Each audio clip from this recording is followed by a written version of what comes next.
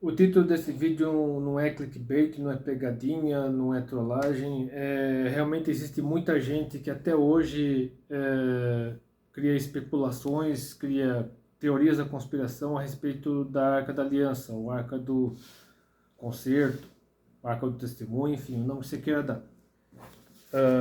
No caso, o nome em hebraico é Arohan HaBerith, em grego Kibotos ou Diatex, que no caso a Arca da Aliança é descrita na Bíblia como objeto em que as tábuas dos 10 mandamentos e outros objetos sagrados teriam sido guardadas, como também veículo de comunicação entre Deus e o seu povo escolhido.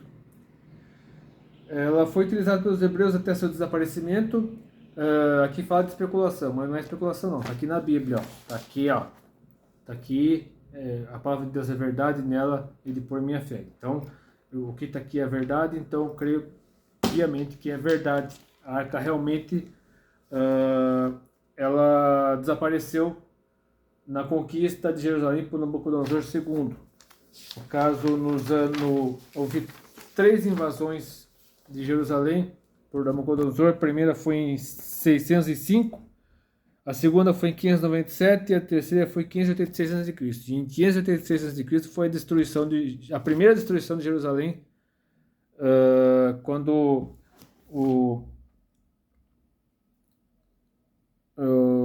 deixa eu ver, Nebuzaradã, comandante da guarda imperial, conselheiro do rei da Babilônia, foi a Jerusalém, incendiou o templo, o palácio real, todas as casas de Jerusalém, todos os edifícios importantes. Aí os muros foram derrubados também. Então isso está relatado no Segundo Reis, Segundo Crônicas e Jeremias. Os 3 livros que relatam a primeira destruição de Jerusalém. A única destruição de Jerusalém relatada na Bíblia, obviamente, né, porque a segunda destruição foi no ano 70 depois de Cristo, já depois do final do livro de Atos. Não é, a destruição de Jerusalém não é relatada na Bíblia, foi predita por Jesus, né? Jesus previu a destruição de Jerusalém lá em Mateus 24, também quando ele estava carregando a cruz, ele falou: filha de Jerusalém, não choreis por mim, chorai por vossos filhos, uma coisa assim. Então Jesus previu a destruição de Jerusalém pelos romanos, mas a primeira destruição de Jerusalém, no caso pelos babilônicos, foi no ano 586, né? No caso, após a terceira invasão, Jerusalém foi destruída no ano 586 a.C. Então, como é que surgiu tudo isso? Primeiro eu quero falar sobre a cena que eu escolhi para miniatura desse vídeo. É uma cena, como eu não consegui achar a arca, eu pesquisei no Google, ver se eu achava a imagem da arca no filme, Os Caçadores da Arca Perdida. Não achei. A única cena que eu achei foi o spoiler do final do filme, que foi quando os rivais lá do Indiana Jones abriram a arca e começou a sair um monte de coisa lá de dentro, o pessoal começou a morrer, derreter, e o Indiana Jones e a namorada dele no filme, com a qual ele acabaria se casando no 4º filme da franquia, né, que eles tiveram um filho, enfim. Aí eles ficaram de olhos fechados, berrando lá, amarrados num poste, e não podia abrir os olhos de jeito nenhum, senão eles morreriam também. Mas assim, como tudo isso começou? Lá no Monte Sinai, quando o povo já passou quase 130 anos no Egito, tal, houve as 10 pragas, Moisés libertou o povo, aí atravessaram o Mar Vermelho, os egípcios morreram no mar. Aí, após tudo isso, foram chegar ao Monte Sinai. E lá em cima do Monte Sinai, Deus falou os 10 mandamentos, tal, em Êxodo 20, no Êxodo 25. Eu quero ler aqui os versículos 10 a 22, que falam sobre Deus falando como deveria ser a arca e como deveria ser o propiciatório, que é a tampa da arca. Primeiro a arca, propriamente dita. No versículo 10. Também farão uma arca de madeira de cetim. O seu comprimento será de 2,5 côvados, o que equivale a 110 centímetros. 110 centímetros. E sua largura de 1,5 côvado, aproximadamente 70 centímetros. E de 1,5 côvado a sua altura, e cobri-las de ouro puro, por dentro e por fora a cobrirás, e farás sobre ela uma coroa de ouro ao redor, e fundirás para ela 4 argolas de ouro, e as porás nos 4 cantos dela. 2 argolas no lado dela e 2 argolas no outro lado dela. E farás varas de madeira de cetim e as cobrirás com ouro, e meterás as varas nas argolas aos lados da arca, para se levar com elas a arca. As varas estarão nas argolas da arca, não se tirarão dela. Depois porás na arca o testemunho que eu te darei. Aí mais para frente, Deus define os coatitas como os únicos que podiam transportar a arca. No caso, 4 coatitas, né, somente eles podiam transportar a arca. Propiciatório do ouro puro, né? A tampa da arca, no versículo 17. Também farás um propiciatório de ouro puro, o seu comprimento será de 2,5 côvados, também aqui 110 centímetros, e a sua largura de 1,5 côvado ou 110 centímetros. Farás também 2 querubins de ouro batidos farás nas 2 extremidades do propiciatório. Farás um querubim na extremidade de uma parte e o outro querubim na extremidade da outra parte. De uma só peça com o propiciatório fareis os querubins nas 2 extremidades dele. Os querubins estenderão as suas asas por cima, cobrindo com as suas asas o propiciatório, as faces deles, uma defronte da outra. As faces dos querubins estarão voltadas para o propiciatório. E para o propiciatório em cima da arca, depois que houver exposto na arca o testemunho que eu te darei. No caso, as tábuas da lei. E ali virei a ti e falarei contigo de cima do propiciatório, do meio dos 2 querubins que estão sobre a arca do testemunho. Tudo que eu te ordenar para os filhos de Israel. Então, além da arca das tábuas do testemunho, as tábuas da lei, no caso, a arca teria dentro o pote com maná e a vara de Arão, que floresceria lá em Números, está relatado isso.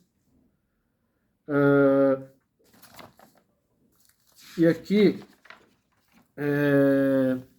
acontece, enfim, o povo, né, atravessa o deserto e aí Josué, Caleb e outros 10 espias vão para a Terra Prometida, voltam, somente Josué e Caleb dão boas notícias sobre a Terra Prometida, os outros só reclamam, né, falam dos gigantes e tal, e difamam a terra, aí o povo todo se revolta, se rebela, tal, um monte de gente morre, e aí o povo é condenado a vagar pelo deserto por 40 anos. E somente Josué e Caleb acabam entrando na Terra Prometida. Moisés também acaba morrendo, né? Por causa daquele episódio lá dele bater na pedra e vir falar com ela. Arão também acaba morrendo. Enfim. Aqui, no livro de Josué,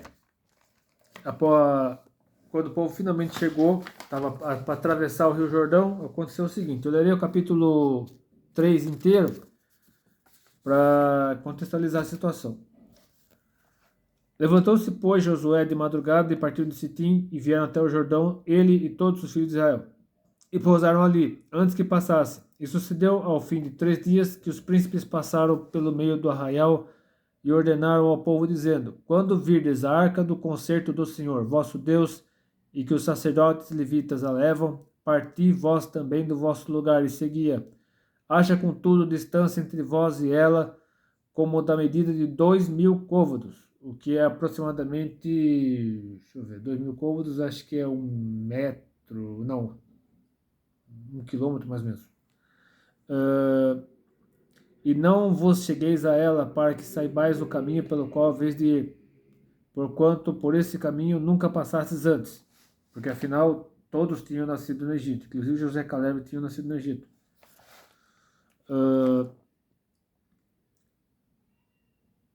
Não passastes antes. Disse Josué também ao povo: Santificai-vos, porque amanhã fará o Senhor maravilhas no meio de vós. E falou Josué aos sacerdotes, dizendo: Levantai a arca do concerto e passai adiante desse povo. Levantaram, pois, a arca do concerto e foram dando diante do povo. E o Senhor disse a Josué: Este dia começarei a engrandecer-te perante os olhos de todo Israel, para que saibam que, assim como foi com Moisés, assim serei contigo. Porque havia gente que ainda duvidava da liderança de Moisés, de Josué, que era, enfim. Tu, pois, ordenarás aos sacerdotes que levam a arca do concerto, dizendo: Quando vierdes até a borda das águas do Jordão, parareis no Jordão. E então disse Josué aos filhos de Israel: Chegai-vos para cá e ouvi as palavras do Senhor vosso Deus. Disse mais Josué: Nisto conhecereis que o Deus vivo está no meio de vós, e que de todo lançará de diante de vós aos cananeus, e aos heteus, e aos jeveus, e aos perizeus, e aos gigazeus, e aos amorreus, e aos jebuseus. Lembrando que os jebuseus eram de Jerusalém, habitavam em Jerusalém, que muitos anos mais tarde seria conquistado por Davi. Eis que a arca do concerto do Senhor de toda a terra passa o Jordão diante de vós. Tomai, pois, agora 12 homens das tribos de Israel, de cada tribo um homem, porque há de acontecer que assim que as plantas dos pés dos sacerdotes que levam a arca do Senhor, o Senhor toda a terra, repouse nas águas do Jordão, se separarão as águas do Jordão, e as águas que de cima descem pararão no montão. E aconteceu que, partindo o povo das suas tendas para passar o Jordão, levavam os sacerdotes a arca do concerto diante do povo. E quando os que levavam a arca chegaram até o Jordão, e os pés dos sacerdotes que levavam a arca se molharam na borda das águas, porque o Jordão transbordava sobre todas as suas ribanceiras todos os dias da cega, pararam-se as águas que vinham de cima, e levantaram-se no montão muito longe da cidade de Adã, que está na banda de Zaretã, e as que desciam ao mar das Campinas, que é o mar salgado, ou o mar morto, faltavam de todo e separaram-se. Então passou o povo de fronte de Jericó. Porém, os sacerdotes que levavam a arca do conselho do Senhor pararam firmes em seco no meio do Jordão, e todo Israel passou em seco, até que todo o povo acabou de passar o Jordão. E aí, no capítulo 4 de Josué, cada líder de cada tribo colocou uma pedra bem no meio do rio, e outra pedra lá depois de ter passado o rio, enfim. E além desse trecho aqui, o único texto, o único trecho da Bíblia onde o Rio Jordão foi aberto duas vezes, no caso, foi lá em 2 Reis 2, no episódio lá em que Elias passou com Eliseu, depois Eliseu voltou sozinho, enfim. Só que agora vamos lá para 2 Reis, capítulo 25, que fala sobre a primeira destruição de Jerusalém. Após, no caso, o reino foi dividido, né? Por causa da rebeldia de Salomão contra Deus, né? A apostasia de Salomão contra Deus, o reino acabou sendo dividido. O profeta Aías cortou uma capa, se não me engano, em 12 pedaços, acho que deu 10 para Jeroboão, dizendo que ele reinaria sobre 10 tribos, enfim. As outras duas seriam Judá e Benjamim. E aí Jeroboão se levantou contra Salomão tentou matá-lo, não conseguiu, Salomão morreu, aí veio Roboão, e Roboão continuou castigando o povo com impostos, o reino efetivamente se dividiu em reino do norte e reino do sul. Aí o reino de Israel foi destruído, foi conquistado pelos assírios, aí ficou só o reino de Judá, que é o do sul. Só que os reis de Judá, teve Manassés, filho de Ezequias, que foi o pior rei da história de Judá. Aí depois de Manassés veio Josias, que ele implantou mudanças, e a geração de Josias era uma geração temente a Deus. Foi a última geração de Judá antes de vir uma outra geração que era corrupta, no caso Joaquim, Ezequias, e se corrompeu, praticou idolatria e tal, e aí o profeta Jeremias profetizou contra Jerusalém, contra a vontade dele, mas enfim, aconteceu que Jerusalém foi destruída, e está aqui em 2 Reis capítulo 25, eu lerei do versículo 1 até o 22. E sucedeu que, no 9º ano do seu reinado, no mês 10º, aos 10 do mês, Nabucodonosor, rei de Babilônia, veio contra Jerusalém, ele e todo o seu exército, e se acampou contra ela, e levantaram contra ela tranqueiras em redor. E a cidade foi sitiada até o 10º ano do rei Zedequias. Aos 9 do 4º mês, quando a cidade se via apertada da fome, porque ninguém podia entrar ou sair da cidade,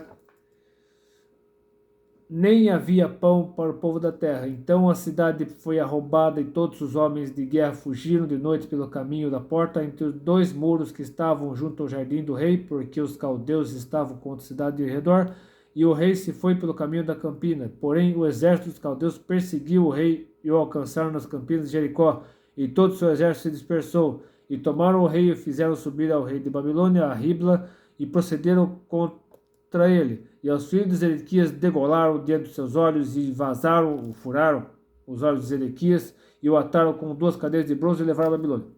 E no quinto mês, no sétimo dia do mês, esse era o ano 19º de Nabucodonosor, rei de Babilônia, Nabucodonosor II, no caso, veio Nebuzaradã, capitão da guarda, servo do rei de Babilônia, a Jerusalém, e queimou a casa do Senhor e a casa do rei, como também todas as casas de Jerusalém, todas as casas dos grandes queimou, e todo o exército dos caldeus que estava com o capitão da guarda derribou os muros em redor de Jerusalém. E o mais do povo que deixaram ficar na cidade, e os rebeldes que se renderam ao rei de Babilônia, o mais da multidão, Nebuzaradã, capitão da guarda, levou preso. Porém, dos mais pobres da terra deixou o capitão da guarda ficar alguns para vinheiros e para lavradores. Quebraram mais os caldeus das colunas de cobre que estavam na casa do Senhor, como também as bases e o mar de cobre que estavam na casa do Senhor, e levaram seu bronze para a Babilônia. E também tomaram os caldeiras, as pás e os apagadores, os perfumadores e todos os vasos de cobre com que se ministrava. Também o capitão da guarda tomou os braseiros e as bacias, que era de ouro puro, em ouro, e o que era de prata, em prata, e as duas colunas, o mar e as bases que Salomão fizera para a casa do Senhor. Lembrando que teve o tabernáculo no deserto, aí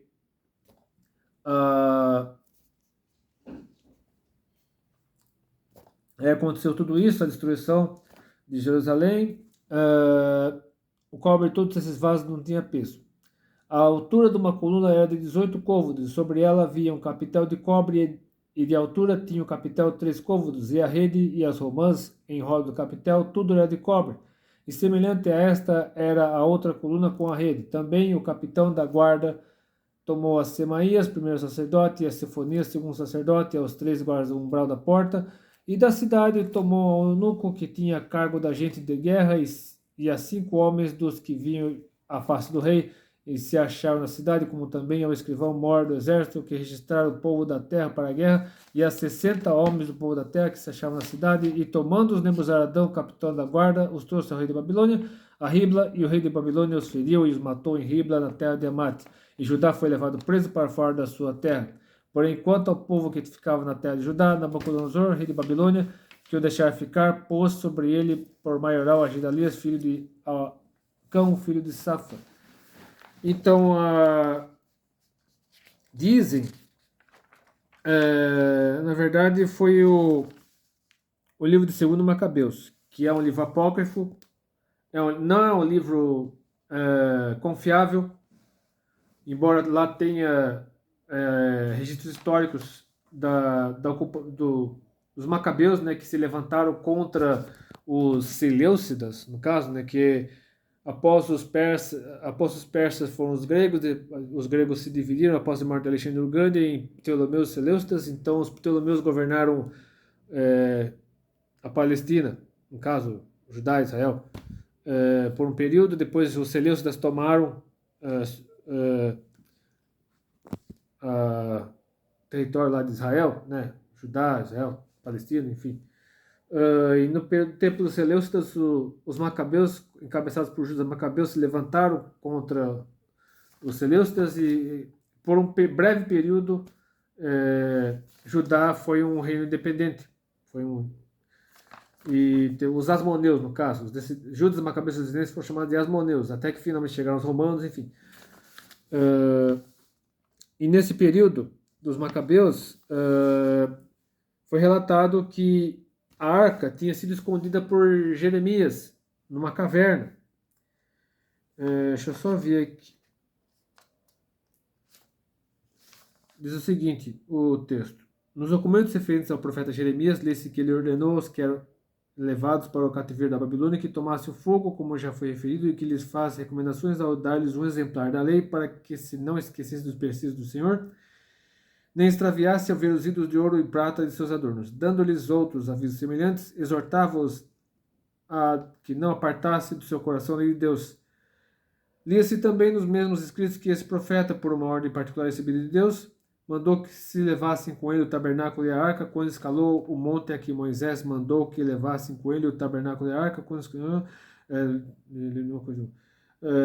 ao monte que Moisés tinha subido para ver a herança de Deus. Tendo ali chegado, Jeremias achou uma caverna, pôs nela o tabernáculo, a arca e o altar dos perfumes e tapou a entrada. Alguns dos que os seguiam voltaram de novo para marcar o caminho com sinais, mas não puderam encontrá-lo. Quando Jeremias soube disso, repreendeu: Sabei disse-lhes que esse lugar ficará incógnito até que Deus reúna o seu povo disperso e use com ele de misericórdia. Então descobrirá o Senhor estas coisas e aparecerá a majestade do Senhor e ver-se-á uma nuvem, como apareceu no tempo de Moisés e como quando Salomão pediu que o templo fosse gloriosamente ratificado. Está em 2 Macabeus 2, capítulo 2, versículos 1 a 8. Então, eu nem colocarei nas referências aqui, porque o livro de 2 Macabeus é um livro apócrifo, né? Não é um livro confiável, embora tenha registros históricos comprovados pela arqueologia. Mas isso aqui é especulação. Como falarei mais tarde, a arca sumiu, desapareceu. Mas antes de falar sobre isso, eu quero falar sobre o que aconteceu nesse período entre a entrada na Terra Prometida e a destruição de Jerusalém pelos babilônicos. Quero falar sobre o período de Samuel. Depois do período dos juízes, né, os hebreus ocuparam a Terra Prometida, só que o povo não destruiu ou expulsou todos os cananitas. E os cananitas acabaram corrompendo o povo se afastou de Deus. Então foi aquele vai e vem, o povo se corrompia, praticava idolatria, praticava promiscuidade, enfim. Aí vinha um povo pagão, oprimia os israelitas, eles pediam socorro a Deus, aí Deus levantava o juiz. Isso aconteceu várias vezes.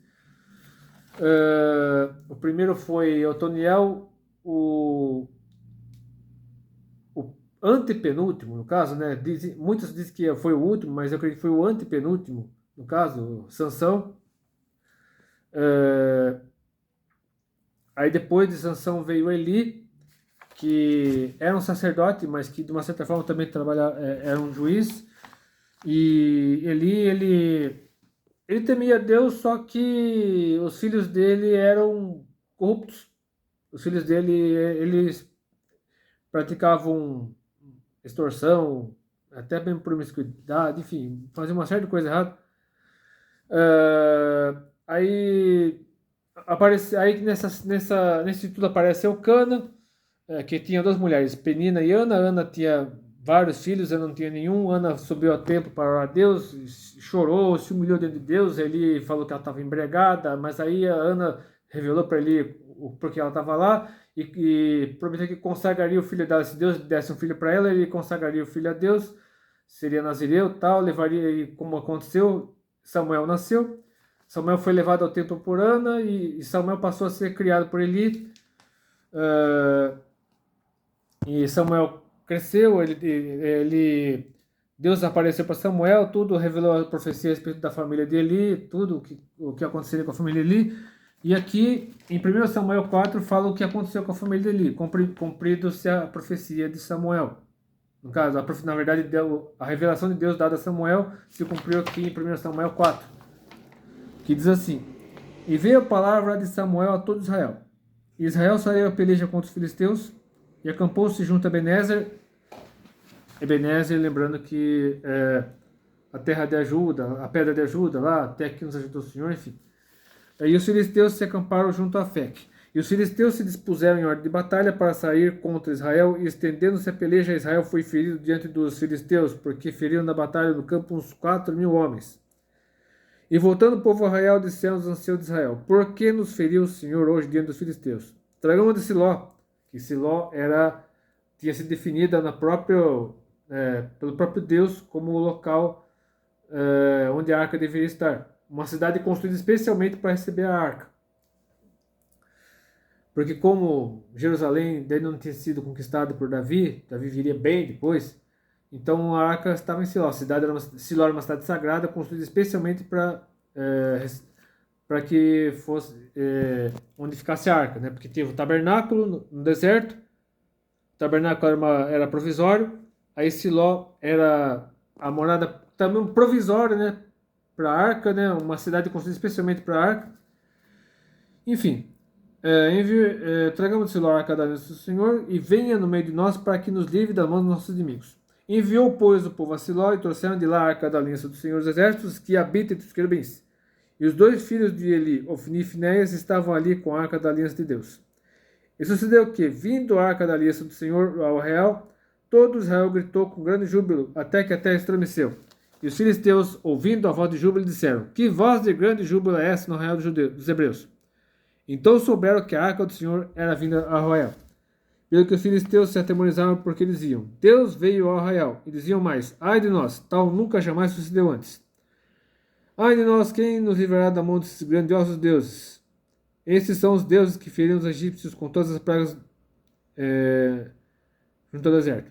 Ou seja, eles eram pagãos, né? Os filisteus, eles adoravam o deus Dagon, e eles achavam que as 10 pragas, a abertura do Mar Vermelho, a coluna de nuvem, a coluna de fogo, a travessia do Jordão, enfim, tudo isso tinha sido feito por deuses, vários deuses, né? Panteão de deuses, e não por um único Deus verdadeiro, Yahvé. E continua aqui. Esforçai-vos, aqui os filisteus falando. Esforçai-vos e sede homens, os filisteus, para que porventura não venhais a servir aos hebreus como eles serviram a vós. Sede, pois, homens e pelejai. Então pelejaram os filisteus, e Israel foi ferido, fugindo cada um para a sua tenda. E foi tão grande o estrago que caíram de Israel 30.000 homens de pé. Primeiro morreram 4.000, depois 30.000, no total 34.000. E foi tomada a arca de Deus, e os 2 filhos de Eli, Ofni e Finés, morreram. Ou seja, a segunda parte, no caso, foi a primeira parte da profecia foi cumprida, né, que Deus revelou a Samuel. Então correu da batalha um homem de Benjamim e chegou no mesmo dia a Siló, e trazia as vestes rotas e terra sobre a cabeça. E chegando ele, eis que ele estava sentado numa cadeira, olhando para o caminho, porquanto o seu coração estava tremendo pela arca de Deus. Ele não está nem aí com os filhos. Ele não está nem interessado com os filhos. Ele estava preocupado com a arca. Entrando, pois, aquele homem a anunciar isso na cidade, toda a cidade gritou. E Eli, ouvindo os gritos, disse: Que alvoroço é esse? Então chegou aquele homem apressadamente e veio e anunciou a Eli. E Eli era da idade de 98 anos. Desculpe que eu cantei no coral e forcei muita voz. E estavam os seus olhos tão escurecidos que já não podia ver. E disse aquele homem a Eli: Eu sou o que venho da batalha, porque eu fugi da batalha. E disse ele: Que coisa sucedeu, filho meu? Por causa de Eli perguntando para o benjamita. Então respondeu que trazia as notícias e disse: Israel fugiu de diante dos filisteus. Primeira coisa, isso não abalou Eli. E houve também grande matança do povo, também não abalou Eli. E além disso, também os teus 2 filhos, Ofni e Finés, morreram. Ele não está nem aí para os filhos. Só que aí chegou a quarta má notícia. E a arca de Deus foi tomada. E sucedeu o quê? Fazendo ele menção da arca de Deus, ele caiu da cadeira para trás, ao lado da porta, e acho que caiu assim na porta, né? Acho que quebrou o pescoço na quina da porta. E quebrou-se no pescoço e morreu. Porquanto o homem era velho e pesado, e tinha ele julgado Israel 40 anos. Ou seja, Eli também era juiz. Portanto, Sansão não foi o último juiz. Depois veio Eli, e depois viria Samuel. Samuel se tornou juiz também. O último juiz era juiz, sacerdote e profeta. No caso de Jesus, por exemplo, Jesus era juiz, sacerdote, profeta, rei e filho de Deus. Pronto, sim. Estando sua nora, mulher de Finés, grávida e próxima ao parto, ouvindo essas notícias de que a arca de Deus era tomada e de que seu sogro e seu marido morreram, encurvou-se e deu à luz por quantas dores lhe sobrevieram. E ao mesmo tempo que ia morrendo, disseram as mulheres que estavam com ela: Não temas, pois deste à luz um filho, no caso o filho homem. Ela, porém, não respondeu, nem fez caso disso, e chamou o menino Icabode, ou Icabô, como diz outra tradução, dizendo: De Israel se foi a glória, porque a arca de Deus foi tomada, e por causa do seu sogro e do seu marido. E disse: De Israel a glória é levada presa, pois é tomada a arca de Deus. E aí vai lá no capítulo 5, né? A arca é colocada diante de Dagon, da estátua de Dagon, a estátua cai, aí o pessoal levanta a estátua de novo, aí no outro dia a estátua cai sem a cabeça, sem as mãos, e aí o pessoal fica apavorado, tudo, aí fica naquele desespero todo, aí parece que inclusive abrem a arca, né? Parece que no texto lá, deixa eu ver aqui se é isso mesmo. 1 Samuel. Ele tá lá em 1 Samuel 5. Parece que eles abrem a arca e aí a pessoa fica com hemorroida, tudo. Eles levam a arca para fora da terra, vai primeiro para. Deixa eu ver. Aí faz imagem de rato, de hemorroida, tudo. Coloca no carro. Os bezerros, no caso, né? Eles vão sozinhos, né? Transportando a arca até Bet-Semes. Deixa eu ver se é isso mesmo. Vão primeiro para Bet-Semes. Aí depois de Bet-Semes vai para Kiriat Jearim. Aí depois lá na frente, em 2 Samuel 6,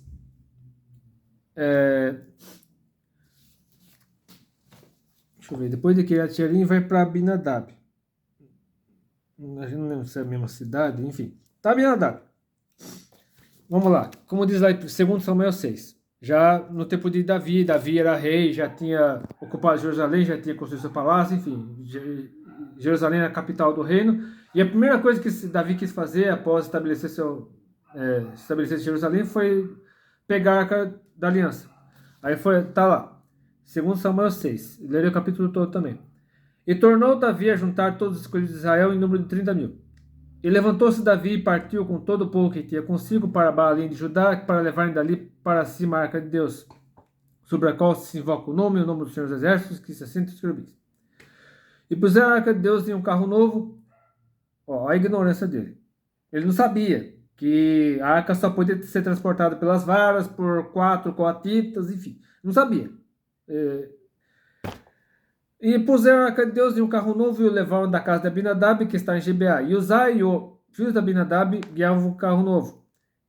E levando da casa de Abinadab, que está em Gibeá, com a arca de Deus, Aiô ia diante da arca, e Davi e toda a casa de Israel festejavam perante o Senhor, com toda a sorte de instrumentos de pau, de faia, como também com harpas, com saltérios, com tamboris, com pandeiros, com símbolos, uma orquestra inteira.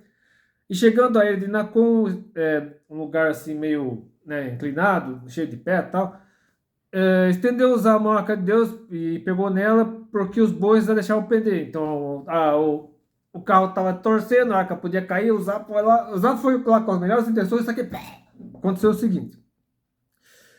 Então aí o Senhor se cedeu contra Uzá e Deus o feriu ali por essa imprudência e morreu ali junto à arca de Deus. Dizem que Uzá foi praticamente, né, acho que abriu a barriga dele, ele ficou, partiu ao meio praticamente, pelo que eu entendi.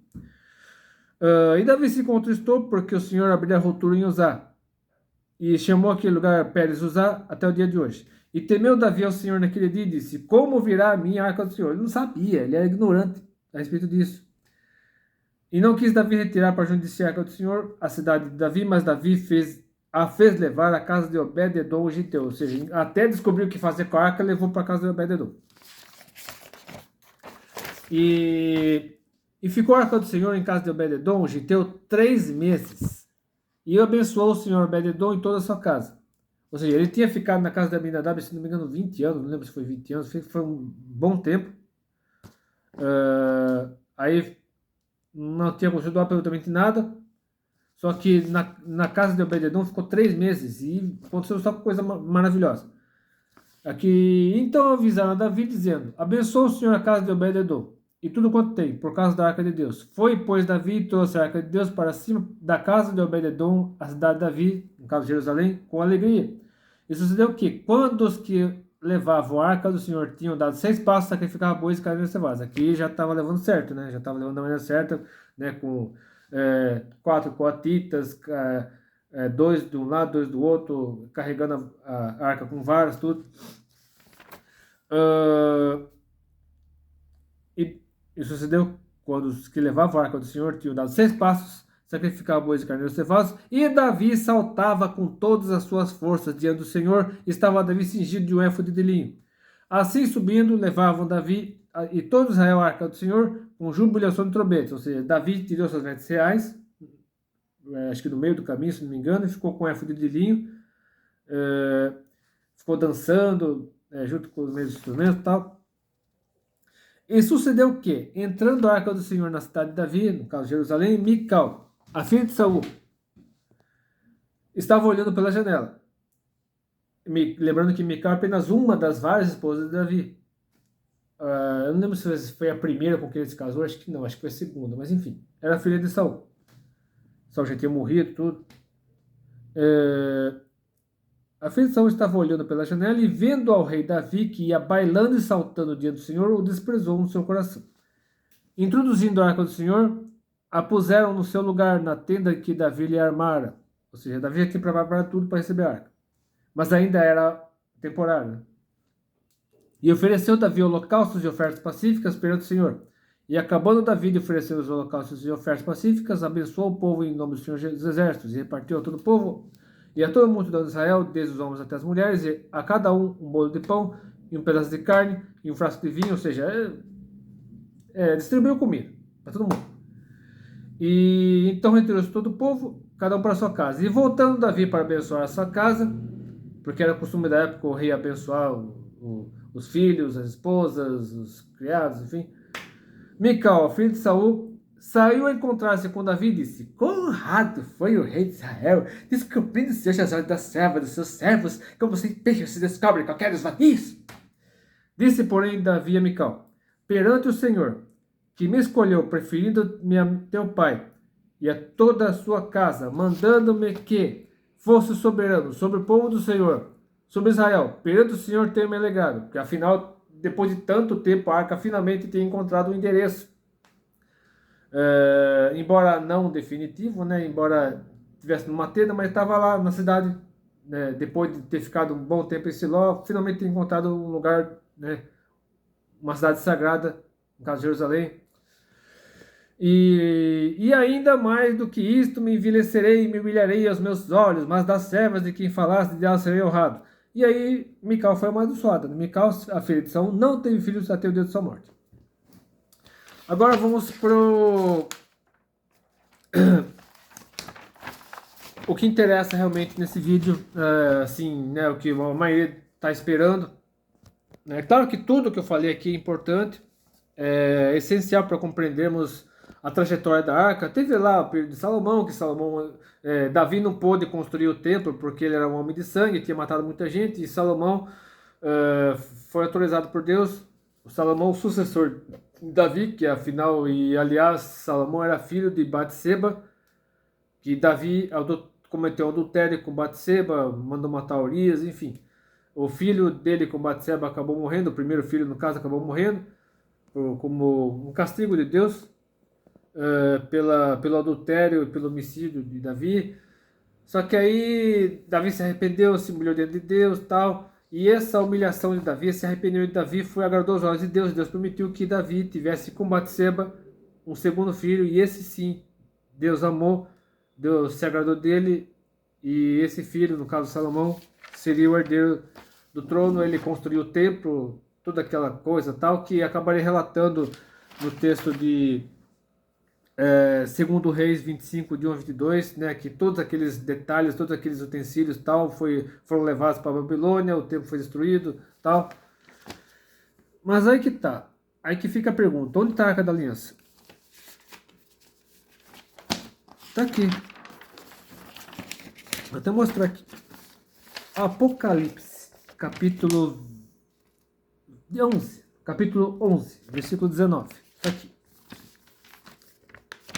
Deixa eu ver se eu consigo ler daqui. Ó, leia junto comigo. E abriu-se no céu o templo de Deus, e a arca da sua aliança foi vista no seu templo. E houve relâmpagos, e vozes, e trovões, e terremotos, e grandes saraivas. Resumindo, nesse exato momento, a Arca da Aliança está lá, ó, no céu. Por quê? Pode até ser verdade essa história de que a arca foi escondida por Jeremias. Pode até ser verdade. Mas a arca, na verdade, sumiu. Por quê? O que acontece? Teve a serpente no deserto, né?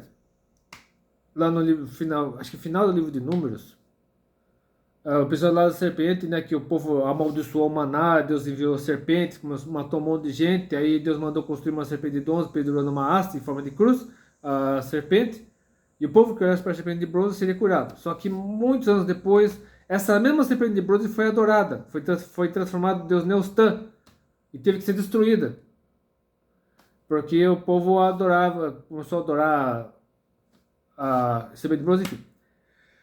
O próprio Moisés, ele morreu no Monte Nebo, viu a Terra Prometida, morreu. Só que aí lá no livro de Judas, na carta de Judas, fala sobre Miguel e Satanás disputando o corpo de Moisés. No fim, Miguel falou para o diabo que o Senhor te repreenda. O diabo foi embora e Miguel levou o corpo de Moisés para o céu, tanto que Moisés aparece lá no Monte da Transfiguração, e ele e Elias conversando com Jesus.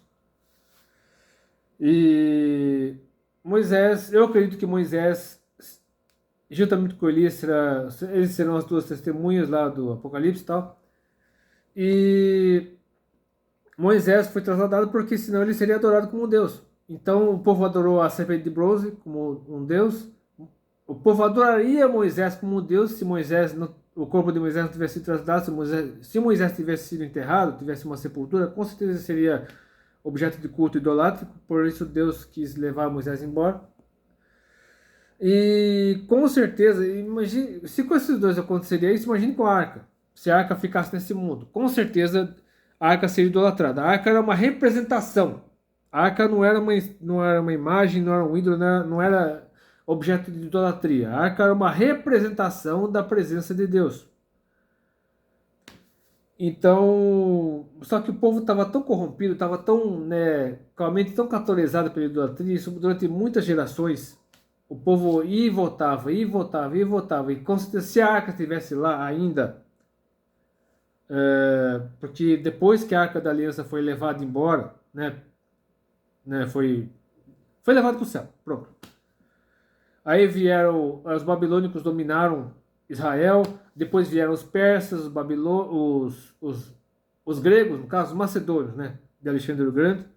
Aí depois dividiu entre os Ptolomeus e os Seleucidas, depois vieram os Macabeus, dominaram por um certo período, como eu relatei aqui. Só que aí os romanos vieram, né, com o imperador Pompeu, se eu não me engano, o general Pompeu, foi Pompeu. Os romanos dominaram a Palestina e dividiram lá, como aparece lá no tempo de Jesus, né, a Judéia, Galiléia, Samaria, Decápolis, enfim. E aí, no ano 70, Jerusalém finalmente destruída, o templo não está mais lá.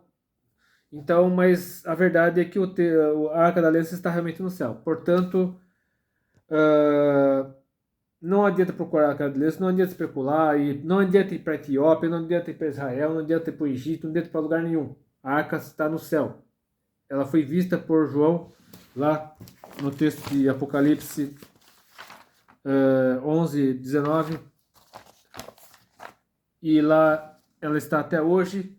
E com certeza, quando a igreja for arrebatada, a igreja for para o céu, toda a igreja encontrará ali a Arca da Aliança, não como objeto de adoração, mas como uma representação da presença de Deus. Enfim, é isso que eu devia falar. Se você quiser assistir o filme Os Caçadores da Arca Perdida, fique à vontade, né? Mas enfim, se você gostou desse vídeo e acredita que esse vídeo esclareceu muita coisa, curta esse vídeo, compartilhe esse vídeo, inscreva-se no meu canal, que Deus abençoe. E até depois, se quiser.